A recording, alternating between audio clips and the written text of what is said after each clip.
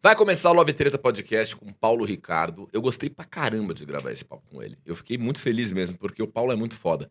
Primeiro que o cara é muito boa praça, ele é muito acessível e é um cara que tá dentro da nossa memória emotiva, né? Ele tá na história do rock and roll consagradamente, dos anos 80, uma fase incrível da música brasileira no rock. E ele segue em atividade até hoje. É o cara que você conhece da nova geração, porque canta o tema de abertura do Big Brother, mas ele é muito mais do que isso. E ele fala sobre essa reinvenção da carreira dele, o momento que ele tá fazendo shows de voz e violão, como é que foi fazer música na pandemia. Fala sobre a forma física do cara, ele tem 58 anos de idade, pô, parece que ele tem 40 no máximo, bicho, é impressionante. E eu aqui, esse bucho, ele faz uma comparação sobre o corpo dele e o meu, que já botei 2 implantes na cabeça, enfim. Então tá demais esse papo. Também vai falar sobre Cazuza, sobre Renato Russo, sobre como era conviver com eles nessa época, sobre a partida desses ícones que também eram do rock and roll. E no final, eu falo com ele sobre a calça que ele roubou. Sim, o Paulo Ricardo roubou uma calça minha numa prova de figurino da Cavaleira. Eu já tinha comentado isso aqui no Love Treta e hoje foi o dia de fazer uma acariação com esse cara. Mas sem perder a ternura jamais. Tá muito foda esse papo. Vai até o final, porque você pode ganhar ingressos pro show do RPM. Mentira, não vai ganhar porra nenhuma, mas você vai assistir uma puta entrevista legal. Valeu.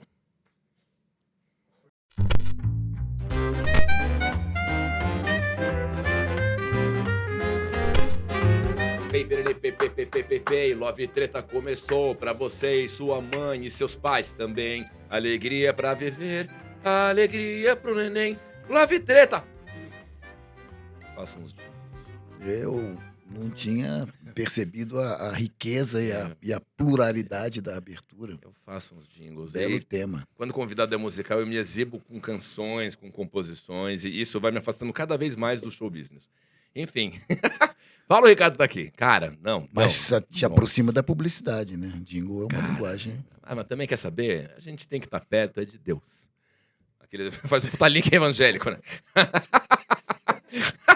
Faz um link evangélico, aí o Deus. canal, a Renascer, a Bispa Sônia, fala, esse menino é de Deus. Olha, sabe quem é de Deus também? Esse moço iluminado. Porque as canções, as pluralidades da música, os alcances das cordas e acordes, as guitarras estridentes, também os bons violões se curvam diante da pluralidade musical de Paulo Ricardo. Não. Eu me curvo diante do violão. Ah, cuidado que o violão tem um cabo desse tamanho. Não, Ó, e dor nas costas. Cara. E o violão ainda é leve. O baixo que eu carrego há Cara. décadas é bem pesadinho. Para, eu quero Os começar a baixão de madeira, Nossa, Paulo Music Ricardo. Man, Fender. Caralho, cara. Cara, o Paulo Ricardo tem uma história que se confunde com a do rock and roll no Brasil e vai ser demais falar com ele. Só que antes eu quero lembrar você que tá assistindo esse vídeo que a gente tem um apoio da Voo de Milhas, que agora tá com a câmera focadinha aqui em mim. Porque se aparecer o Paulo Ricardo junto, a gente tem que pagar pro Paulo Ricardo também. Então fica aqui comigo, tá bom? Pode Ó, pagar em milhas. Paulo Ricardo viaja com Voo de Milhas. Olha que Viaja legal. direto. Milhas e milhas distante. Paulo Ricardo, cara, deixa eu te falar uma coisa. Eu preciso começar te agradecendo, porque você proporcionou com... Eu que agradeço. Não, você é muito legal, cara. Sou teu fã desde o CQC. Pode falar CQC? Ah, Band. pode. Aí quebrou o contrato que eu tinha aí com a Record, né? Maravilha, mentira. Cara, Paulo Ricardo, é engraçado isso, que a gente se vê muito pouco em relação ao tanto que a gente parece se gostar. Ninguém se vê muito, né? De Ninguém um se tempo vê. pra cá, Mas quando todo mundo encontra, confinado. é muito louco. Encontrar você é tipo encontrar o Danilo Gentili, que eu revi ontem num jantar. Eu não via o Danilo há 8 meses. E antes de revê-lo, 8 meses atrás, eu não o via há 2 anos. E quando você vê, você continua o papo do ponto que parou, como se você tivesse falado com ele ontem. É verdade. E no que você chegou aqui, a gente tomou um cafezinho e foi, era tipo, puta, o Paulo Ricardo, o Paulo Ricardo.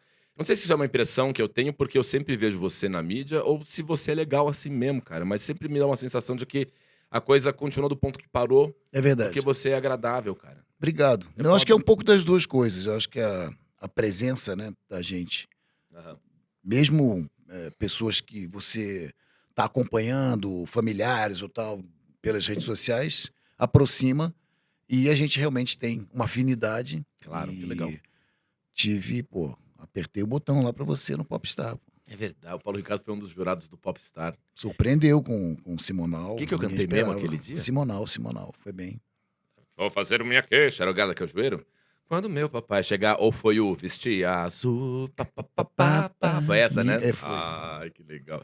E aí, esse programa que eu fiz do Popstar era demais, porque você cantava para um jurado, só que não era qualquer jurado. Na mesma bancada de jurados podia ter a Roberta Sá, o Paulo Ricardo, o Nando Reis, o Roberto Menescal. Aí você falava, e você não sabia, você sabia no dia. Aí falava, fodeu, tá Roberta Lima. Roberta Lima inventei agora, tá? É a irmã da Roberta Campos. E aí você cantava para essas pessoas. Irmã da Sandy e do Júnior. Isso. A Roberta Lima. Roberta Lima. Aí ele ia, e você é um habituê desses programas, porque as pessoas todas querem saber a tua opinião, porque é aquilo que eu falei no começo, a tua história se confunde com a do rock and roll. E cantar qualquer música pra você é foda, porque você fala, esse cara marcou uma vida, né? Puta, será que ele bate o botão pra mim? Ele Não, vai... mas vocês também, eu digo, o conceito do popstar de trazer pessoas já conhecidas, né, mesmo que de diferentes áreas, né, como jornalistas e tal, também faz com que a gente já tenha uma impressão, né, uma pré-ideia e tenha aquele respeito e tal, e seja surpreendido de uma maneira diferente.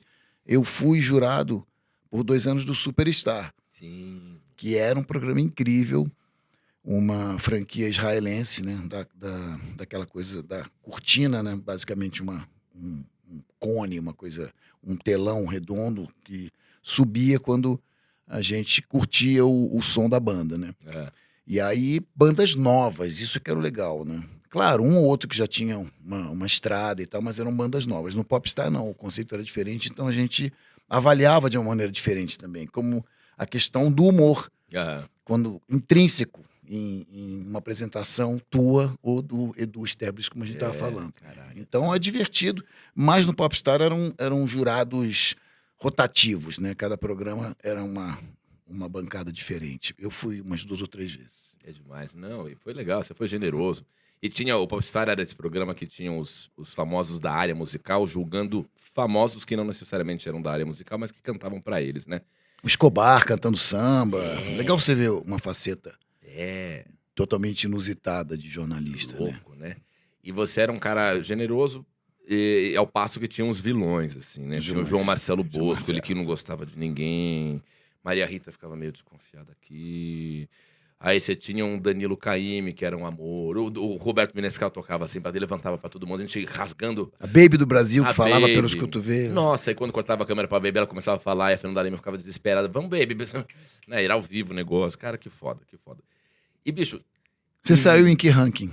Eu saí dos 14, eu fiquei acho que em 6º ou 7º. Tá bom, pô. Mas eu não levei a sério no começo, eu tava zoando. Aí quando eu vi que tava todo mundo levando a sério pra caralho, eu fui fazer aula de canto. Não, mas você tem que ver que muita gente ali, apesar de estar, né, com uma outra coisa na apresentação, como o André Frateschi que ganhou, foi apresentado como ator, mas eu, quando penso nele, eu penso num cantor. Sim. E a Mari Rios também tem uma coisa de cantora profissional, um objetivo profissional. Você estava realmente se divertindo, e se divertir faz parte da proposta, do entretenimento. Se a gente não está entretido, como é que vamos conseguir entreter alguém, né? Claro. E sabe o que é divertido também? Pensar que em 1988 eu vi um dos primeiros shows do RPM na inauguração do MAP em Itaim. Que 85. 85? Cara... Antes. Então, deixa eu explicar o que é. Esse foi um show marcante.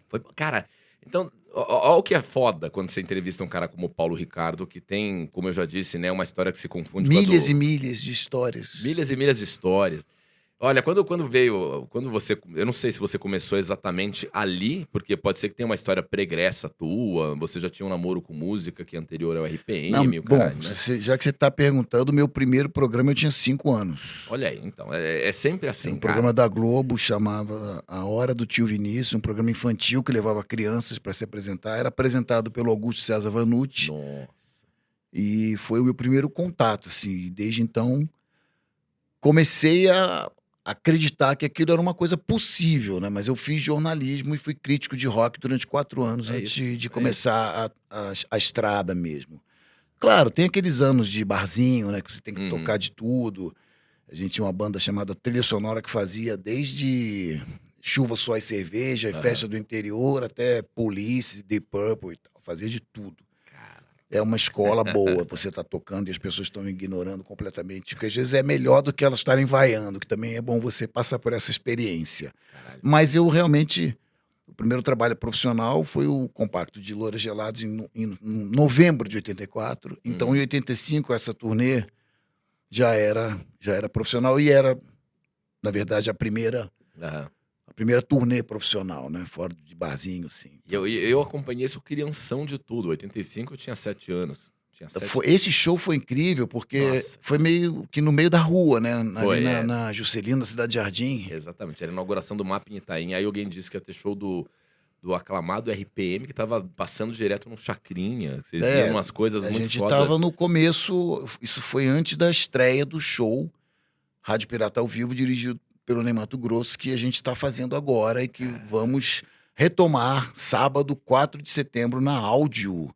Finalmente, é o mesmo show que você viu no MAP. Você tá brincando. E o laser é uma loucura, porque em 85 o laser era uma coisa assim de altíssima tecnologia, ninguém tinha visto aqui no Brasil. E nós projetávamos o laser nos prédios na frente. Aquilo é uma imagem que eu não esqueço, né? Todo mundo passando na rua, mexendo com o trânsito, as pessoas vendo aquele negócio surreal, alienígena. E um show aberto, né? Foi muito legal. Foi um momento bacana da ascensão, assim, rumo ao espetáculo em si, já prontinho. Que foda. E essa turnê de estádios de futebol que se seguiria. Foi um momento virando a chave. Agora, imagine isso do ponto de vista de um moleque de 7 anos que estudava num colégio estadual, que nada acontecia no bairro, alguém disse, tem um show aberto pra todo mundo. É do RPM, para a estreia de um negócio vai ser show foda, que é o Mapping, que vai ter chocolate, que vai ter lanchonete dentro. Engraçado você falando isso agora. Eu me lembrei eu com 5 anos, fui ver Roberto Carlos inaugurar uma Casas da Banha, na Tijuca, onde eu morava. Cara, você é meu Roberto Carlos. Obrigado, bicho. Muitas emoções. Caralho, você tá em vantagem, olha aí. Você é o Roberto Carlos mais jovem. Foi a mesma coisa, a mesma situação. Na Tijuca, de repente meu pai me colocou em cima do palco. Vai lá, fala com ele. A hora que a distância que eu tinha que percorrer entre o ponto do palco que eu estava e o que o Roberto estava, ele foi consumido pela multidão. Eu fiquei sem o Roberto, não achava mais meu pai e voltei para casa. E aí um cara te pegou e te criou e até hoje você chama ele de pai.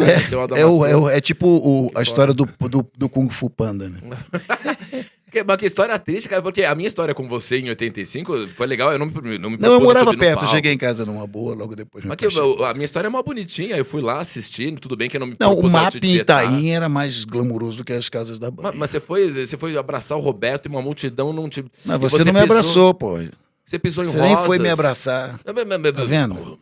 Cara, a minha história é mais intensa. Caralho. E sabe o que era louco? Porque em 85... pirotecnia, espetáculo musical de rock com efeito, era Kiss. Kiss era um negócio que a gente via na TV, e o Gene Simmons cuspia fogo, os caras vestiam não sei o quê. Vocês não faziam nada disso. Cuspia sangue. Mas vocês projetavam lasers, que era uma coisa Jean-Michel Jarre, né? Eu tinha visto laser com Gênesis, em 77. Foi a primeira vez que eu vi o raio laser no ginásio Ibirapuera. Eu tinha 14 anos, foi com meu pai e eu fiquei... Falei, o que é isso, cara? O ginásio...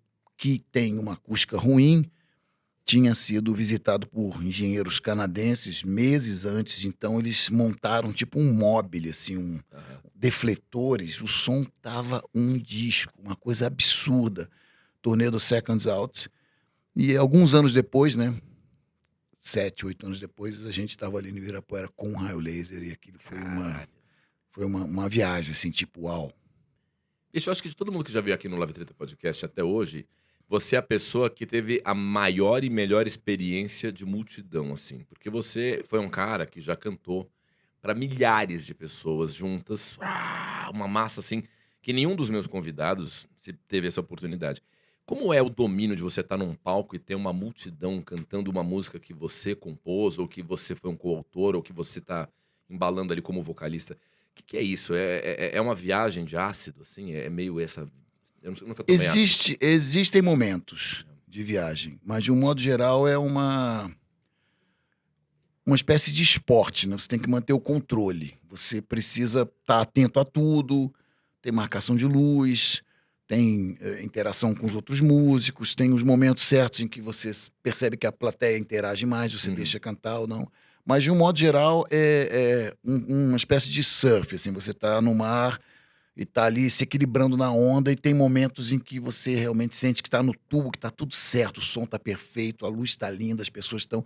Não necessariamente elas precisam estar pulando ou cantando, Aham. mas muitas vezes como eu era um espectador muito tranquilo, eu não era aquele garoto que pulava, tira o Aham. pé do chão, eu ia para assistir, ficava olhando o equipamento do cara, que pedal que ele usava, então eu não me incomodo se as pessoas não estiverem reagindo, né, entusiasticamente, mas eu fico muito preocupado em tornar mesmo a maior multidão uma experiência íntima, Aham. intimista, de um certo, sabe? Cantar, fazer com que a música esteja chegando de uma maneira, né, intensa, de uma maneira como se eu estivesse cantando para cada um, sabe? A gente olha de uma maneira geral, dificilmente olha para uma pessoa, mas procura trazer todo mundo para perto, né? Aham. Esquecer o negócio, é esquecer que é uma multidão e transformar aquilo numa experiência próxima, né?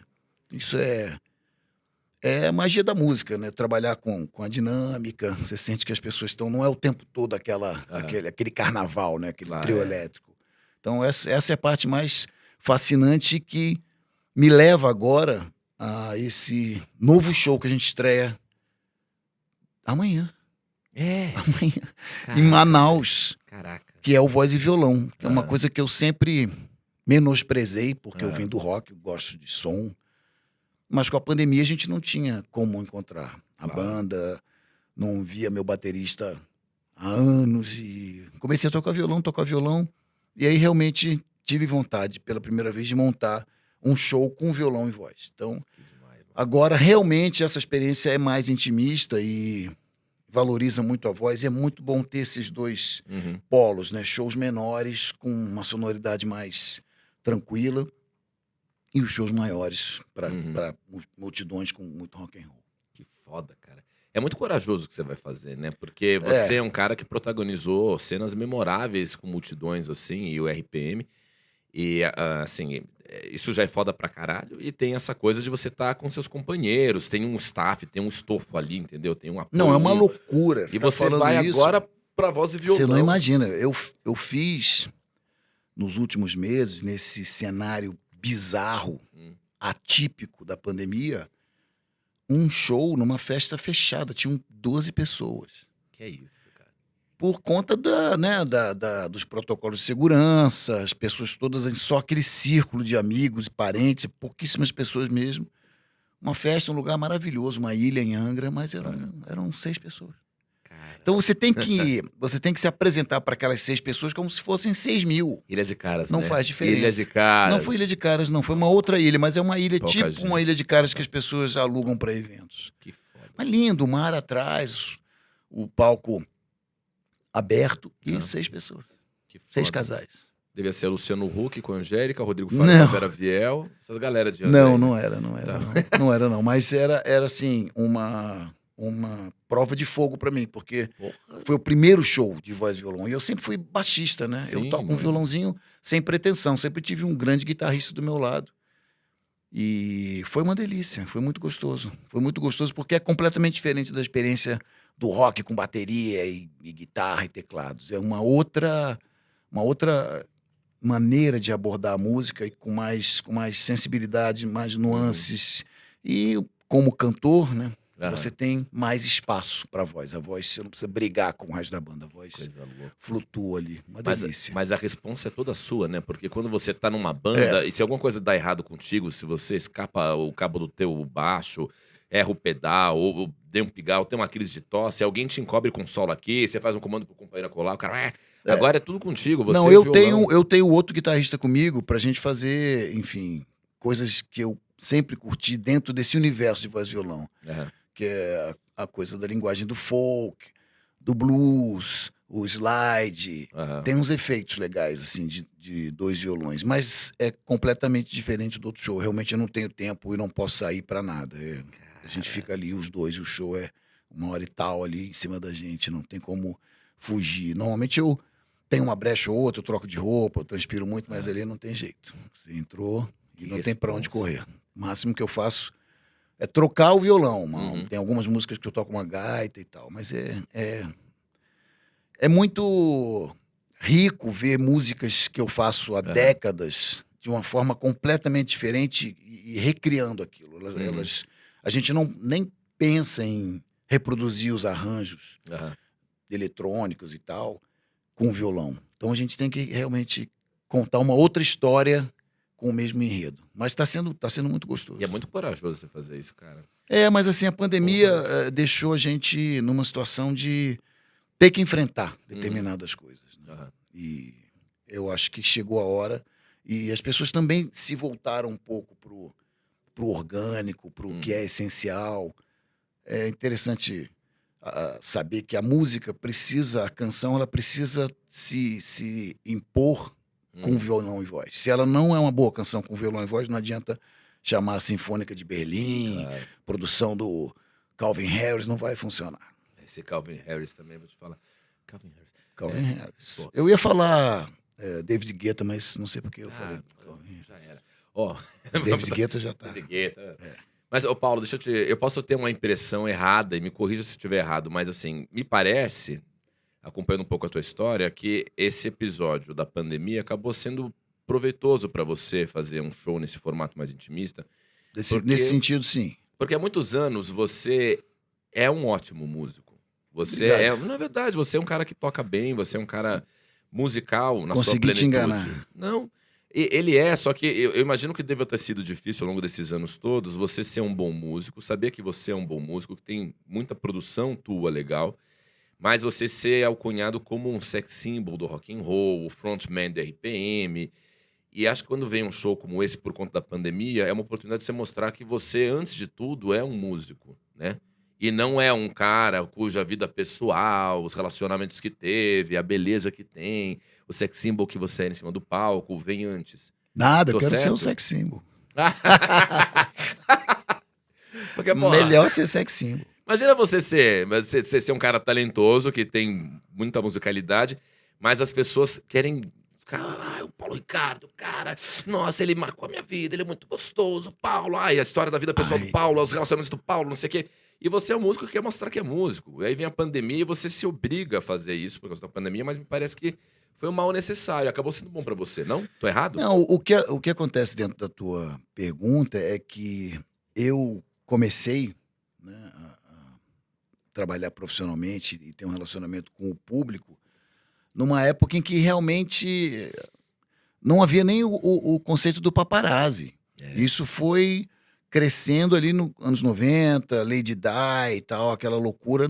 A coisa não era tão assim nos anos 80. A gente tinha uma relativa liberdade e podia manter a vida pessoal bem resguardada. Chegou um momento das redes sociais em que você precisa dividir aquilo. Faz parte do relacionamento com o público, saber o que você está fazendo, quem cozinha, o que você está fazendo nas férias, quem está com os filhos e tal. Então isso se tornou uma coisa normal. Não vejo mais como uma invasão de privacidade, né? E não tem praticamente mais o paparazzo. Todo mundo é paparazzo. Você está num lugar, tem alguém que está te filmando, você tira uma foto, ninguém dá mais autógrafo, só faz a selfie e tal. Então as coisas mudaram. Então dentro desse novo mundo né, desse enorme Big Brother que todos nós vivemos, a gente vai se acostumando a lidar com isso. Aí tem o Twitter, aí tem o Instagram, aí tem o Facebook, aí você tem que fazer isso, aquilo e tal. Eu não tenho um Facebook pessoal. Meu Facebook é uma fanpage, é uma coisa de trabalho. Sim. Mas dentro do interesse da mídia e tal, isso é uma coisa que deriva do trabalho. Eu acho que ninguém está interessado num artista que tem um trabalho ruim, né? Então, de certa forma, não deixa de ser uma homenagem, né? Mas eu sempre vou achar que eu poderia tocar melhor, trabalhar mais, compor mais, escrever mais. Eu acho que a gente sempre tá exigindo mais, porque sempre vai ter gente, né, incrível que você admira e você quer chegar naquele ponto, né? Eu, por exemplo, estou com a camiseta do Bob Dylan. Bob Dylan é um prêmio Nobel. Você vê uma letra do Bob Dylan, uma coisa que você fala, como é que eu vou fazer assim centenas de letras incríveis, né? Sim. Sobre a vida, o sentido da vida e tal, como esse cara. Então, esse negócio do violão propõe uma interiorização e a música tem que sair dali E a pandemia, logo que ela começou, realmente eu fiz uma canção. E eu vinha de uma sequência de parcerias com DJs.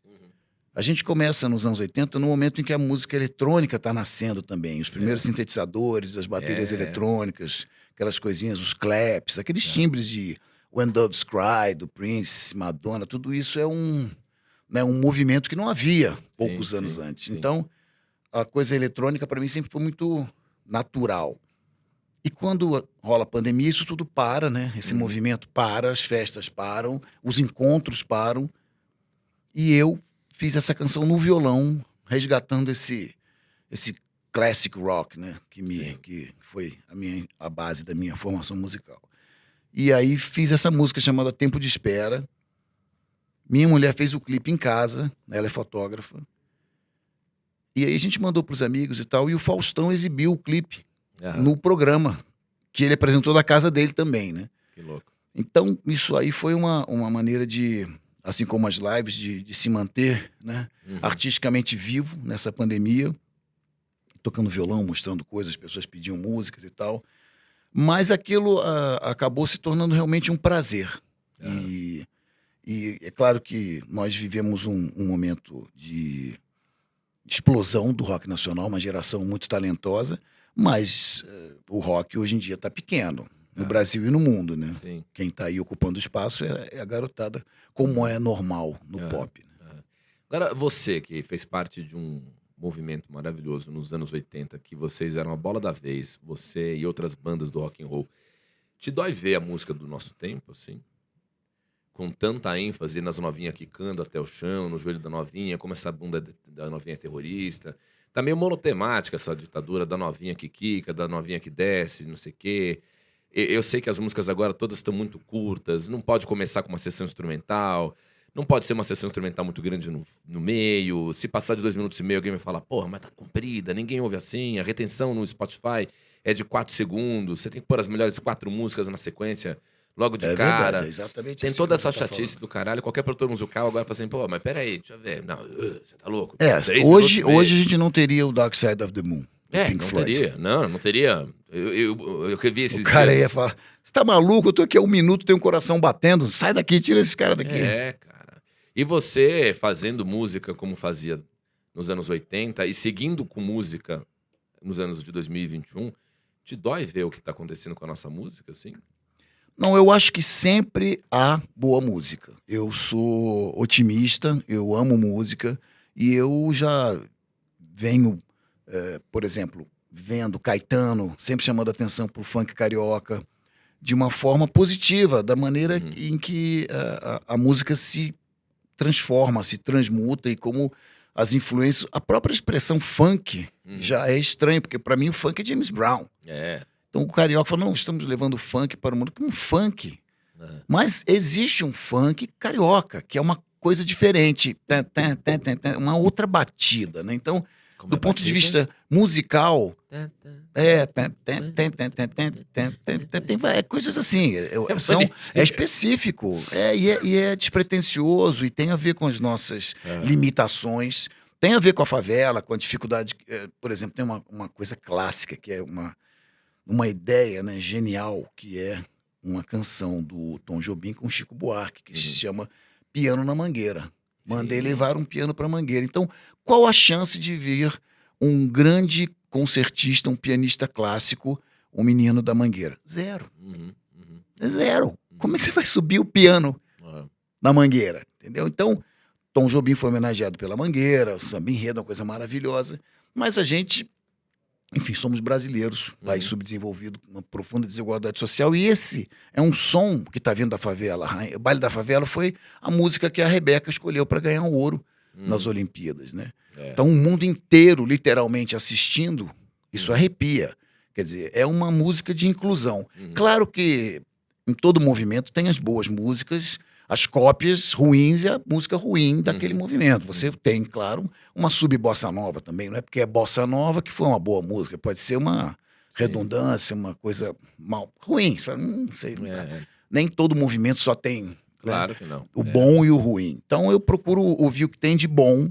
Claro que essa coisa do explícito, né? Do proibidão, preocupa a gente. Eu tenho uma filha mais velha e 3 pequenos de 9, 7, 5. De repente estão no TikTok já com essa coisa da baixinha, da novinha, sentando. Eu falo, não, minha filha, peraí, o que você tá ouvindo aí? Isso aí realmente é... Mas é a mesma coisa com rock. Se você for voltar no tempo e assistir aqueles documentários preto e branco sobre o rock, tinha os pastores pregando, dizendo que o rock era a música do diabo, que pregava a devassidão, sexo, drogas e rock and roll. É mais ou menos, as gerações vão mudando e a gente tem que lutar para não se tornar o conservador de quem a gente reclamava quando a gente era mais jovem, né? Então, eu procuro filtrar, procuro curtir as coisas boas e sempre tem muita coisa boa. Sempre vai ter muita coisa boa. Sempre vai ter o lixo, mas sempre tem muita coisa boa. E eu te vejo produzir música hoje, pelo menos do que eu vi nas tuas lives, não me parece que você seja um cara preocupado em ficar seguindo tendência ou imposição de costume do ouvinte, né? Ah, pô, eu quero fazer esse estilo, vou tocar o que eu tenho vontade. Você tá querendo fazer folk song, você faz folk song. E um cara como você, se quisesse acompanhar uma tendência hoje, você faria alguma coisa com um DJ convidado, Paulo Ricardo, featuring não sei quem, Alok, e aí vem uma coisa, pá, com uma música sensacionalista, um refrão motivacional. Acredite em você. A coisa mais motivacional que pode ter tua hoje acabou sendo uma sorte pra você, que é a música do Big Brother. Exatamente. Que eu duvido que você tenha feito sob encomenda para... Era uma música... Não, eu fiz sob encomenda. Que exatamente foi feita sob encomenda. Que é um barato, assim, é do aí, ponto que de foi vista o que eu profissional. acabei de dizer. Renato, posso te pedir mais um Pessoa, coffee time? é maravilhoso. Eu duvido ter sido foi sob encomenda. Foi exatamente sob encomenda. Não, mas é legal isso, porque é uma encomenda de uma coisa legal. Como eu fiz também músicas para novela sob encomenda, com a sinopse do personagem. É uma coisa que me lembrou agora uma frase incrível desses livros de frases, nessa do Cole Porter. Cole Porter era um gênio, né? Night and Day, I Love Paris. Legal. I've Got You Under My Skin, um dos maiores compositores de todos os tempos. Numa entrevista, ele disse, o repórter perguntou, mas Cole, qual é a sua inspiração para você compor uma música, né? E ele falou, um telefonema do meu empresário. Então não tem esse negócio, a gente é profissional. O cara falou, olha, eu preciso, é como o jingle que você estava fazendo para as milhas. Você tem que fazer, você tem que fazer. O que você quer que eu diga? O que precisa constar? Outro dia mesmo eu fiz uma canção para uma campanha de uma série da Netflix, onde jovens estariam perdidos aquela cidade mal assombrada americana, onde não tem mais ninguém, e eles começam a fundar uma sociedade sem lei. E aí a gente fez esse tema, porque a campanha era toda tipo um reality show, onde os adolescentes iam morrendo, cada um ia sendo eliminado, mas ele ia morrer, eliminado literalmente. É um então, Big Brother. É um Big Brother, mas era um paralelo, porque é uma série realmente de mais ação e tal. Então, o que aconteceu é que a Globo estava, né, prestes a lançar esse grande sucesso aí no mundo, que era esse reality, e em cada país eles chamam um artista para fazer a música tema. E eu fiz a versão em português e venho tendo o prazer de renovar esse arranjo a cada ano. E o último realmente ficou fantástico, que foi com o meu brother, um grande artista, produtor, DJ, que eu admiro muito, que é o Gui Borato. Então, é uma situação, né, de muita exposição. Tem muita gente, crianças aí, que me conhece como o cara do Big Brother. Que louco, cara. Que no RPM é uma coisa que foi do pai dele, né? Para essa criança, eu sou o cara que canta a música do Big Brother. Isso é uma grande responsabilidade. E ter o prazer de ver os integrantes lá, os brothers e sisters, interagindo com a música nas festas, isso aí não tem preço. E o Thiago dá uma moral também, né? Sempre fala, vai com você, Paulo Ricardo. Ele sempre é um barato, foi muito gentil. É um barato. Isso aí é um grande prazer. E eu gosto de trabalhar com DJ. Então, por exemplo, o Alok é um cara que eu faria uma coisa tranquilamente. Mas, curiosamente, eu estou lançando um álbum de violão e voz, que tem uma música inédita e uma parceria, um feat com o Ziba, que estourou com o Riminal, com a Alok, e que eu lancei, porque ele é filho do meu médico.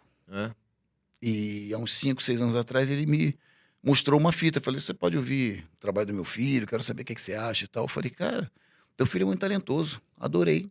Eu vou fazer uma parceria aqui com ele.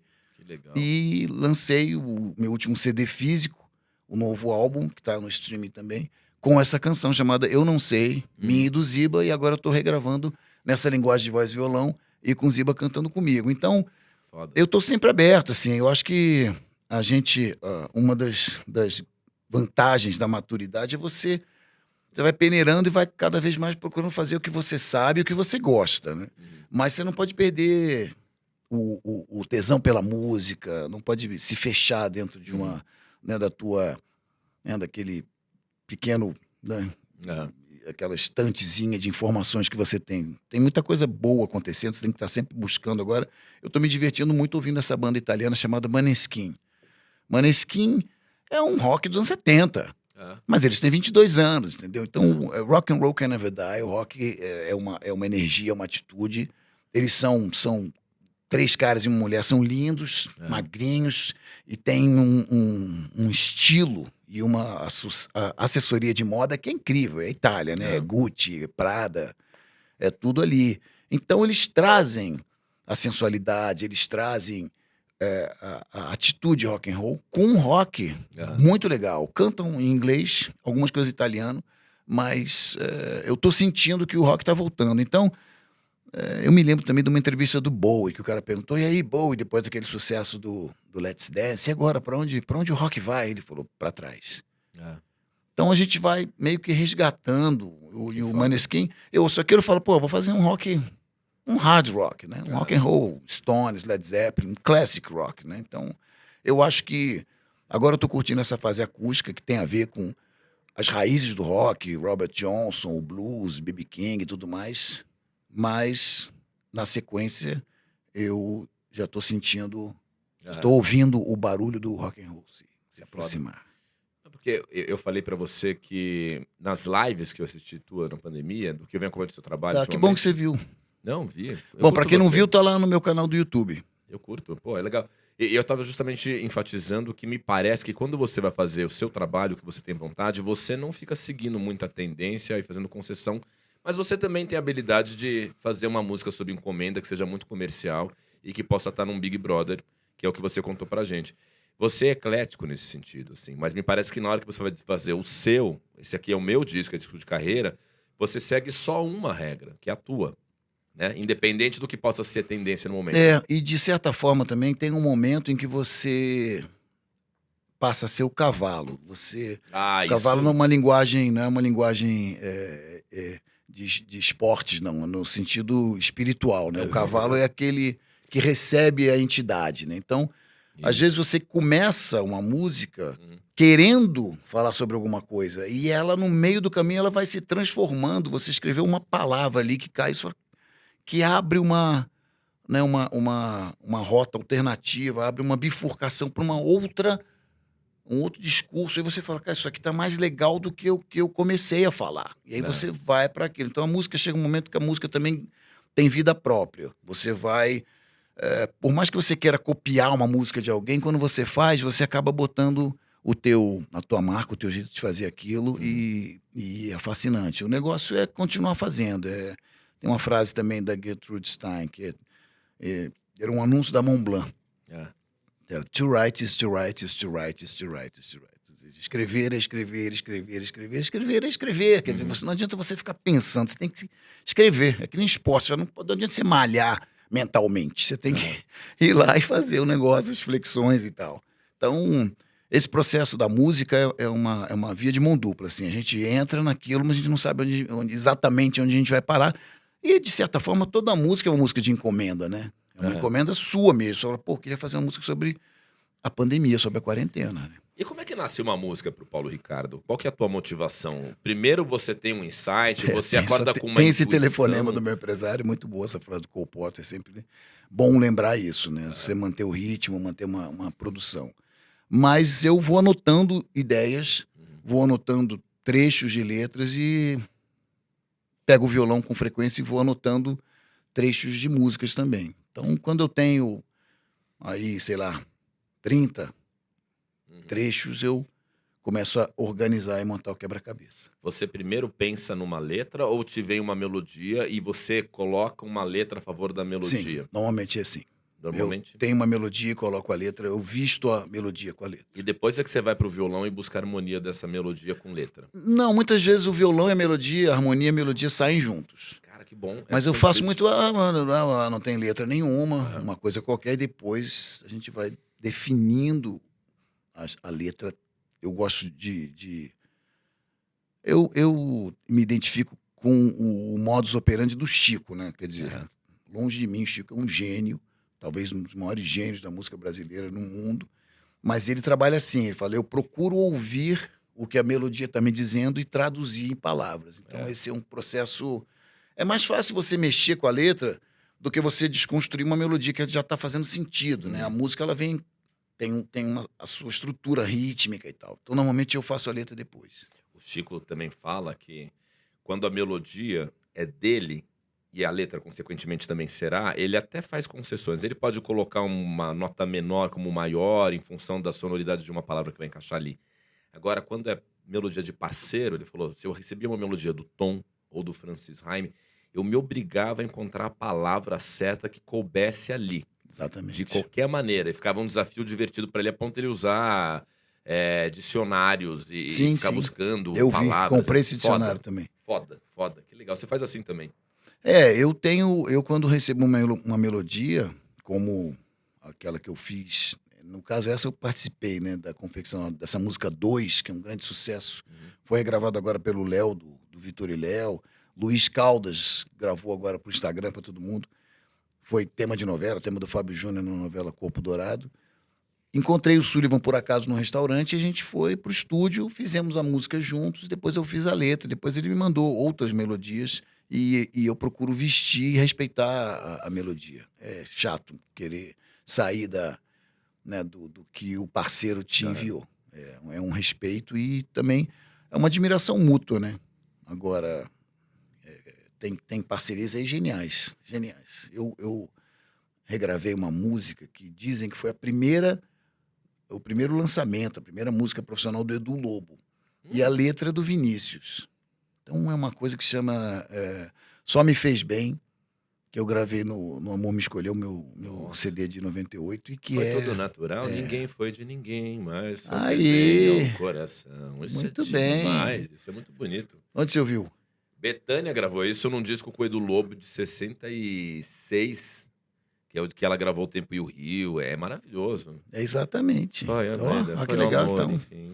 É melhor jovens, morrer, ouçam é do que melhor ser morrer feliz. do que ser feliz. Caralho, isso é A muito letra bonito. é uma coisa, uma coisa. E o Chico, o Vinícius deu essa letra pro Edu e o Edu guardou no sapato. Ele conta isso na biografia dele. E foi pra casa e depois tirou a letra, não sei o quê, musicou e nunca mais achou. E a ex-mulher do Edu, no aniversário de 70 anos dele, levou a letra toda dobradinha, não sei o que, falou, Nossa, achei nas que suas legal. coisas, e moldurou e deu pra ele. E ele falou que foi um presentaço que ele ganhou, assim, a letra Olha. original da grafia do Vinícius rasurada ali, ele cortou umas palavras. Cara, e muito você me lembrou, Rafa, de uma história muito parecida de 2008, quando eu estava, 2009, ali, eu comecei um projeto com o Toquinho de Vinícius. Aliás, o CD já saiu, o álbum já saiu, tá no streaming, é Toquinho e Paulo Ricardo cantam Vinícius. Porra. Nos deu muito prazer mergulhar nessa obra. Eu privilegiei três parceiros do Vinícius, Vinícius com Tom, Vinícius com Baden, os afro-sambas, e Vinícius com Toquinho. E aí, nesses ensaios e tal, nesses encontros com o Toquinho, ele falou, Paulo, eu tenho... Opa, ó, sobrenatural. Caralho, Vinícius, calma. Tem uma aqui pra você, Vinícius, calma. Eu tenho uma música inédita, que foi a única música minha e do Vinícius que não foi gravada. Era uma música mais triste, não estava batendo ali com a temática alegre, né? Tonga da Mironga, do Caboletê, Tarde Itapuã, não tinha a ver com as outras coisas que a gente estava fazendo. E acabou que o Vinícius morreu, a gente não gravou. Mas eu não sei toda a letra de cor. Ele cantava a melodia, a música era dele, a música ele se lembrava bem, mas ele não lembrava da letra toda. Nossa, eu fiquei maluco. Eu falei, pô, já pensou que honra poder lançar um álbum sobre a obra de Vinícius com uma música inédita. Nossa. Olha só, um belo dia, o Toquinho me liga e falou: Paulo, ontem eu estava jogando sinuca. O Toquinho joga sinuca, e joga bola, e tal. Típico, aquela coisa do brasileiro, joga com Chico e tal. Eu estava jogando sinuca, estava num bar, e uma garota chegou até mim e disse: olha só, eu tenho uma letra do Vinícius que ele fez para minha avó. E levou para ele a letra manuscrita do Vinícius. Era essa. Romeu e Julieta. Tá brincando. Caralho, cara, que foda. Muito doido. A gente ficou arrepiado. Estão no ar. Que louco isso. Então, esse padrão, né? Esses exemplos geniais que a gente tem não deixam nada a desejar para qualquer nome do rock, né? Então, Tom, Vinícius, Chico, Caetano. É por isso que eu falo que você é corajoso, porque você é egresso do rock and roll, é um nome forte do rock and roll, sim, dos anos 80, que foi a época de ouro do rock and roll no Brasil, né? Aí você me vem com parcerias com o Toquinho, querendo cantar a obra do Vinícius, canta a primeira parceria do Lobo com o Vinícius, faz um show de violão e voz, explora as possibilidades do folk. Não duvido que um dia você possa fazer um disco de bossa nova, entendeu? Não é uma posso coisa que me fazer. surpreenderia. Adoraria fazer. Eu tô, assim, a pandemia deixou todo mundo um pouco triste, né? Então, o violão, ele tem essa coisa também de você trazer as pessoas, né? Teatros, ou pocket shows, assim, todo mundo, vou cantar para vocês, vamos fazer um sonzinho, assim, não é aquela, ainda não resgatamos ainda aquela vibe, tira o pé do chão, todo mundo se agarrando, se beijando, sem máscara, ainda até as coisas estão voltando aos poucos, né? Mas eu realizei boa parte desse desejo, dessas canções, né, que a gente cresceu ouvindo da Bossa Nova e da MPB, coloquei um pouquinho, uma guitarrinha ali, um eletrônico aqui. Eu não descaracterizei. Fui bem reverente, a música tá ali. Mas tem uma sonoridade contemporânea. Mas faria um disco de Caetano, faria um disco de Raul, faria um disco de Chico, faria um disco de Bossa Nova, tranquilamente. Agora, Paulo, não tem não dá tempo para tudo, né? Então a gente tem que priorizar. Você enfrenta em algum momento alguma resistência de alguma parte purista dos seus fãs que ficam querendo que você siga cantando... as canções dos anos 80, etc. Tem esse tipo de enfrentamento, tipo, pô, Paulo, eu quero te seguir, quero curtir, mas, pô, violão, agora você vai fazer parceiro com o Toquinho, Vinícius. Tem. E aí? Não, e aí eu entendo que cada um tem o seu gosto, e eu acho que os fãs daquela fase, né, mais exuberante, de mais evidência do rock nacional, tem uma nostalgia daquilo como um período muito gostoso da vida deles, e eles acham que a gente pode manter, né, esse tesão, esse viço. Mas, na verdade, nós somos também um produto do meio ambiente do nosso tempo, né? Em 86, logo depois da ditadura, 85, da anistia, tal, direta já, fazia sentido ainda esse discurso de Alvorada Voraz ou Rádio Pirata. Fomos censurados com a música Revoluções por Minuto, está escrito lá no vinil. Depois a gente está numa democracia, não adianta. A política é uma coisa. Hoje virou uma seara de ódio, de divisão, né, de polarização.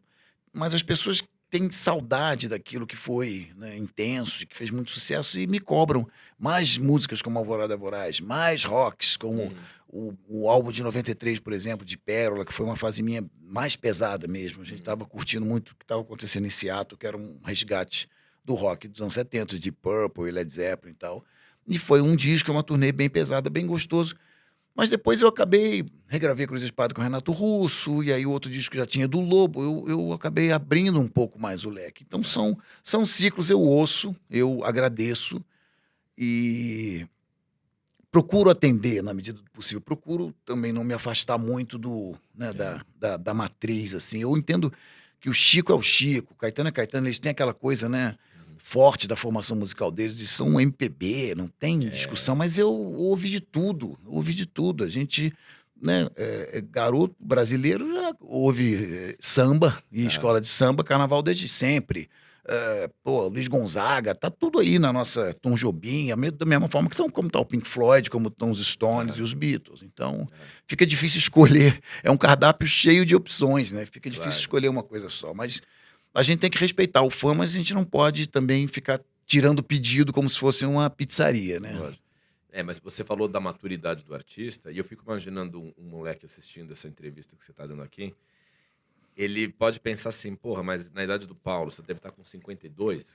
8. 58 já? 58. Caralho, pô, você tá mal bem. Puta que pariu, o cara tem 58. Obrigado. O cara tem... Vai te catar. Você tá com 58 anos? 58. Sou de 62. Caralho. Em 84 eu tava com 22. Eu quero chegar com 58 assim. Chegará, até melhor. Porra. Mas o cara assistiu o Paulo Ricardo aos 58 anos falando sobre a maturidade do artista, mas ele pode ter uma certa frustração, o garoto, ao assistir essa entrevista, porque ele vai pensar assim, o Paulo Ricardo conseguiu chegar com essa maturidade porque você, acima de tudo, consolidou um nome. Eu acho que a maturidade do artista está muito ligada, nesse momento específico da tua carreira, com o patamar que você conseguiu chegar. É um patamar consolidado em que você hoje pode se dar o direito de fazer o que você tem vontade, porque, bicho, você não tem mais nada para provar. Você já é o Paulo Ricardo. Não, muito o teu pelo nome contrário. é um nome muito forte. Faz sentido? Sim, faz sentido, mas ao mesmo tempo, hoje nós temos um novo mundo onde a cada dia eu descubro um artista que eu nunca tinha ouvido falar e que você vai lá, o cara tem 2 milhões, 5 milhões de seguidores, eu falo, cara, eu que não sei de nada. Entendeu? Então existe um admirável mundo novo aí de coisas incríveis e que a garotada tá ouvindo e que não tá mais na Globo, não tá mais no rádio, é uma outra, né, a deep web, tá em um outro mundo paralelo e que a gente tá ainda tateando. Então eu me sinto como se eu estivesse começando de novo, tem muita coisa para conquistar e é muito fácil você ficar, digamos, datado, né? O cara dos anos 80, Deus me livre, cara, os anos 80 tem quanto tempo isso? Vai fazer 40 anos. Eu não quero ser o cara dos anos 80, eu quero sair dali. Eu sempre recusei esses convites de shows dos anos 80. Eu falei, não, eu tô fora, eu sou dos anos 2000, sou de hoje, eu quero mostrar coisa nova e quero estar, enfim, apto a compor algo que seja relevante hoje, não porque nos anos 80, não sei o quê. Eu acho que foi, incrível, geração talentosíssima, meus brothers, Cazuza, Renato, sempre vou cantá-los, mas a gente tem que ir pra frente e se entomar, aprender. Tem coisas novas que eu tô gravando de compositores jovens, que legal. Que eu não vou falar ainda, porque eu não terminei. Mas tem que estar sempre, eu acho que tem que estar sempre se renovando. É a frase claro do Belchior, né? Que o tempo era o novo jovem, hoje é antigo e precisamos todos rejuvenescer, né? É isso. Cara, que foda isso. Agora, bicho, pera que eu parei um pouco aqui, fiquei meio louco que você tem 58 anos. E, bicho, eu te conheço de alguns anos, assim, você é frequentador do Paris 6, já tomamos um vinho junto, Sim. Você gosta de beber, é amigo do Isaac, já dividimos mesa. Isaac, beijo, querido. A Paris gente adora. 6. Demais. Je t'aime. Total. Como é que você consegue ter 58 anos, tendo vivido o rock and roll dos anos 80, sendo ainda um cara que gosta do seu vinho, num circuito alucinante que não tem hora pra nada? Como é que você chega assim, bem, você tá bem, Obrigado. você tá com uma cara boa. Seu cabelo não é implantado e não é branco. Eu tenho 2 implantes Não, aqui mas tem tem 30 branco. mil reais nessa merda. Tá, 30 ficou bom, mil. mas ficou bom. E essas rugas aqui... O dele também. Porra, você também tem implante? Aí, Quanto? cara. 10 mil? Foi 10 mil, né? 20 mil? Eu tenho 2, cara. Eu tenho uma moda antiga e um outro mais moderno aqui dos implantes do... Eu fiz aquele do Paulinho Vilhena, que raspa aqui atrás, tira um pedacinho, também já fiz o outro lá de tufo por tufo. Só que eu me fodo muito pra tentar ficar bem ainda. E cada vez... Mas tá muito bem, deu muito certo. Eu jamais diria que foi implante. Eu me lembro dos primeiros, eram estranhos, chamava atenção, né? Eles eram Eu tinha o primeiro, depois eu fiz o moderno. Mas eu sei que o tempo, quando passa, e a gente não abre mão de viver os nossos prazeres, ele cobra caro. Eu tenho pancinha porque eu não abro mão de tomar vinho. Eu gosto de comer junk food, eu gosto de porcaria, eu tô inchando sim, é isso aí. Mas você... Não, é a você mesma tá bem. coisa, é a mesma coisa. É uma Você luta o Lula, diária. Cara, você tem a perna do Lula, tenho certeza. Não, aquela perna de a jacarandá. perna é genético, realmente não. Mas eu corro quase todo dia. Corro e malho. Comecei a malhar depois dos 30. Antes eu não malhava, não. A gente não era dessa geração. Eu nadei, garoto, criança, eu sempre nadei até os 15, 16 anos. Aí depois chegou o rock and roll, aí foi realmente noitada e tudo mais.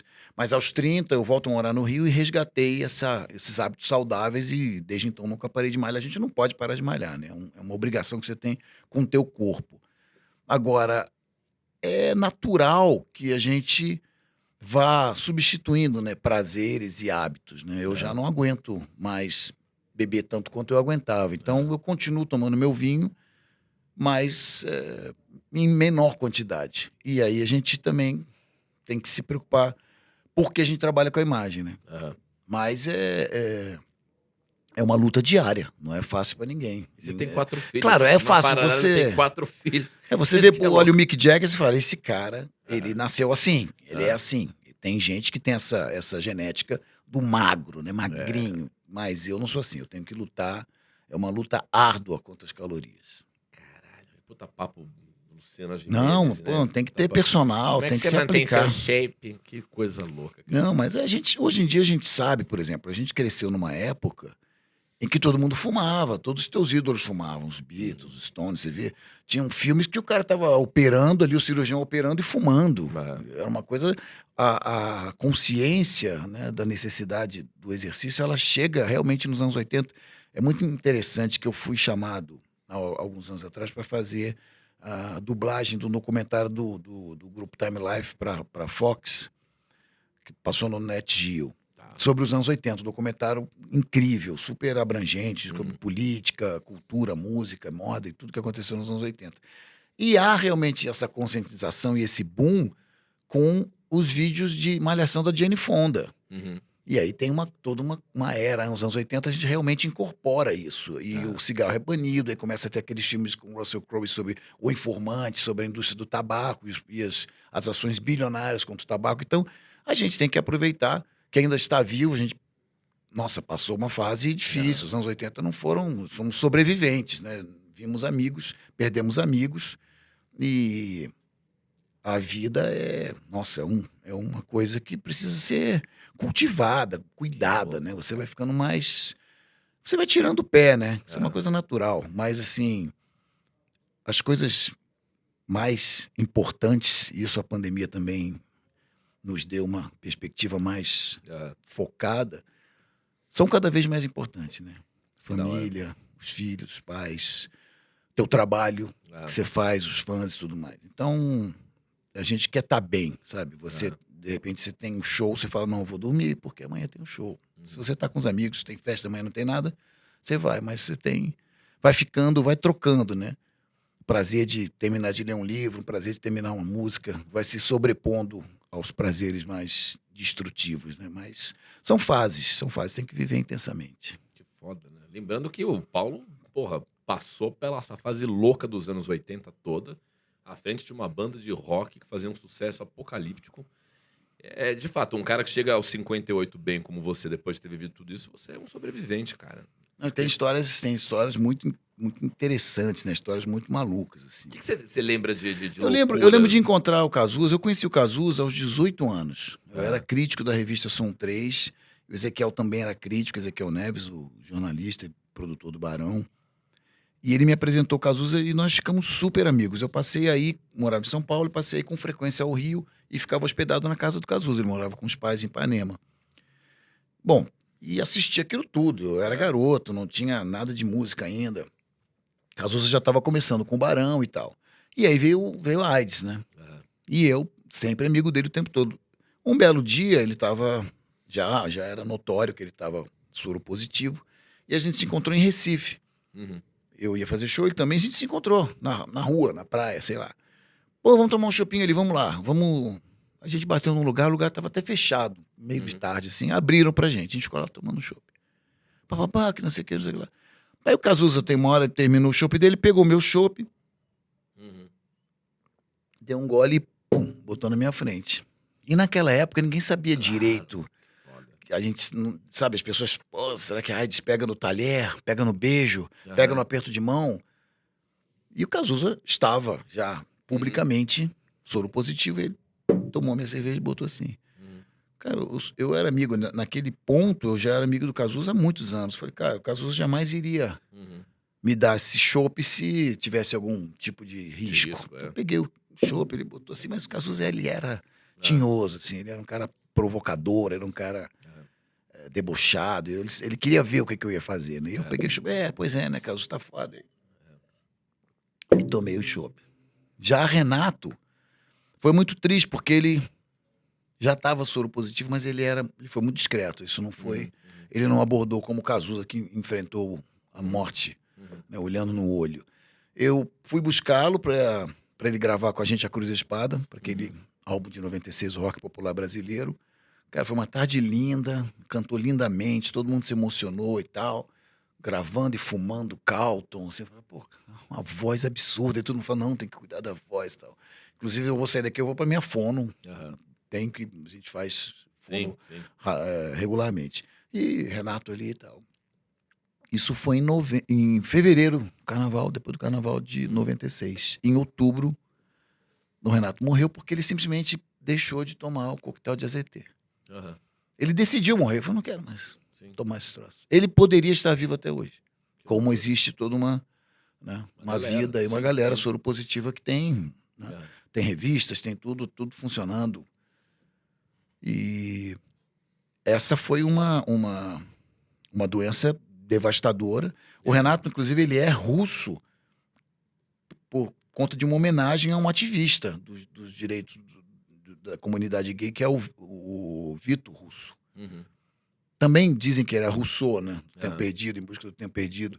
Mas era por conta do Vitor Russo, que era um cara magrinho, assim, com bigodinho, assim, aquela coisa meio Fred Mercury, mas que depois eu fui ver um documentário, um dos grandes responsáveis pela quebra de patentes dos medicamentos e tal, não era Reagan ainda.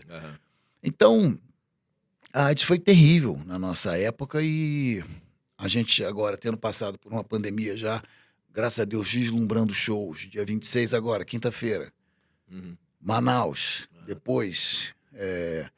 no dia 2 de setembro, vamos fazer o Voz e Violão no Rádio Rock Café em Ribeirão Preto. Dia 4, estamos na áudio aqui em São Paulo. Rádio Pirata ao vivo, 35 anos. 25 de setembro, Palácio das Artes em Belo Horizonte. Começa, a vida está voltando, mas foi uma tragédia similar ao que a gente viveu, né?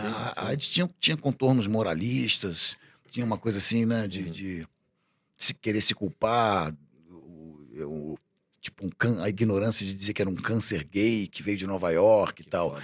Mas a pandemia também trouxe numa dimensão, foi até pior do que a AIDS. Todo mundo trancado, uma sensação de apocalipse now, assim, uma coisa horrorosa. Então, a gente, cada dia que hoje você acorda com saúde, abre a janela, tá sol, você tá com saúde, vamos trabalhar, tem que ser muito grato. Eu sou cada dia mais grato, eu acho que eu agradeço várias vezes por dia, assim, mentalmente. Falo, nossa, que coisa linda. Eu acabei de ver aquele desenho lindo da Disney, Soul. Né? É isso. Você tem que ver, tem que ver. Cai a folha da árvore, assim, tipo, o que é a vida? São essas pequenas coisas. Não tem uma missão ou uma coisa...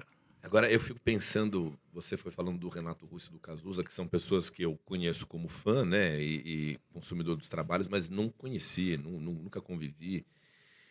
E você conviveu, né? E fico imaginando assim, para nós que gostamos, assim, é muito triste ouvir falar, muito triste pensar que conviveu e a gente não tem uma oportunidade parecida com a que você viveu, né?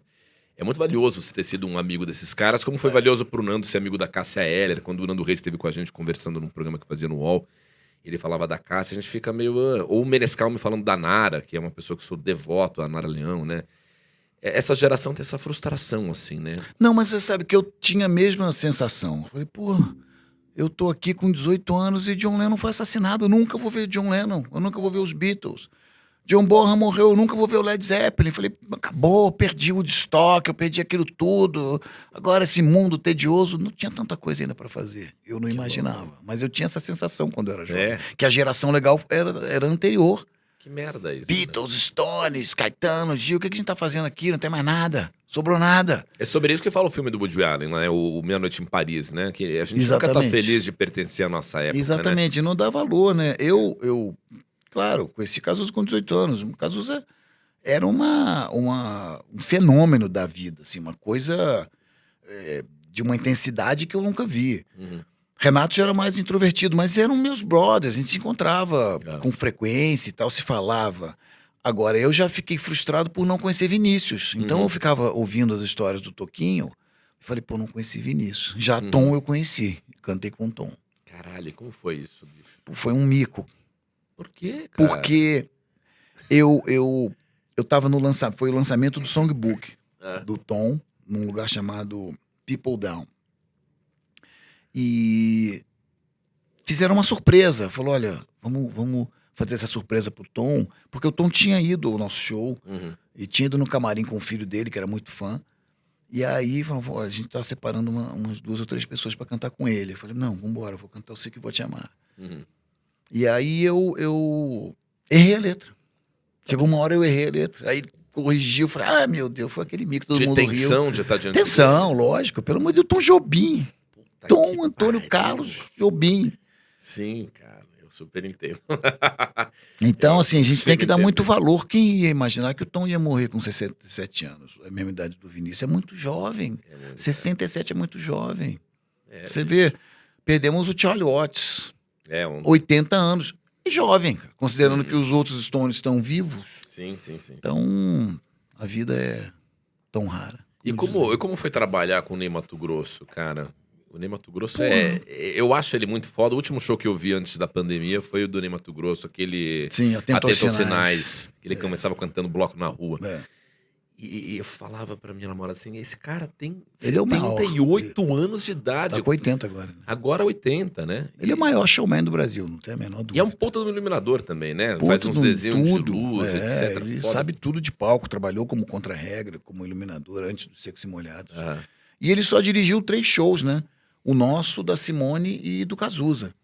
Então foi uma honra. E ele é um cara muito sério.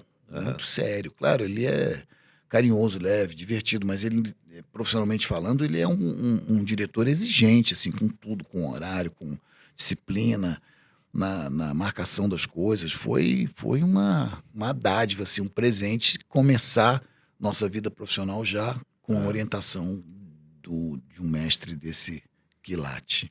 E você falou que ele volta a dirigir alguma coisa de vocês, é isso? Não. Eu estou refazendo, homenageando o show que ele dirigiu. Eu estou refazendo da mesma forma, com os mesmos desenhos de laser, tudo que ele concebeu em 85, a gente está trazendo de volta. Com a anuência dele, ele topou, falou... Sim, claro, falei com ele. Que demais, cara. Porque a gente não mexeu em nada, é a mesma sequência, as mesmas músicas, é o mesmo show. Claro, só não tem mais o mullet e a ombreira. Que legal. Esses elementos do Mas era legal o mullet. Me disseram que tá voltando, eu não acredito. De repente, se eu encontrar um mullet, eu chamo a polícia. Eu preciso que você me diga uma coisa, porque eu já vi isso no YouTube. Fashion Police. Me conte como que era fazer participações no Cassino do Chacrinha, porque isso deve Era uma loucura, porque a gente estava em plena turnê, né? Então estava indo ou chegando de algum lugar. Eu já fiz Chacrinha completamente virado de viagens e tal, de ter que chegar lá e me jogarem no chuveiro gelado para eu dar uma acordada, assim. E todas as bandas se encontravam lá todo sábado, era uma loucura. Inclusive, quando me pediram para contar uma história de viagem, de avião. Essas eram viagens inesquecíveis e de tempos que não vão mais voltar. Porque a ponte aérea era feita num avião incrível, super confortável, que se chamava Electra. Das hélices. Das hélices. E no fundo, ele tinha uma sala circular, assim. Então, todas as bandas que faziam o eixo Rio-São Paulo, Titãs, Ultraje e tal, a gente se encontrava ali e aquelas aeromoças com carrinho de bebida, uísque, Campari, vodka, o que você quisesse. Podia fumar ali naquela sala. Então era uma festa. Cada ponte aérea era uma festa. Levava um pouco mais, né? Um tempo um pouco mais. Hoje o voo está em torno de 40 minutos. A gente ali levava 50, uma hora. Mas era uma festa. Aquele filme dos Titãs. A vida até parece uma festa. Então o Chacrinha era um pacote de diversão e loucura, e nós não tínhamos que tocar nada, era playback. Então, às vezes, bandas trocavam de instrumento, o tecladista ia pra bateria, o baterista pegava a guitarra. Era uma zona aí, a gente se divertia muito com aquela aquela genialidade, né? Aquilo que o Chacrinha construiu, aquele universo, né?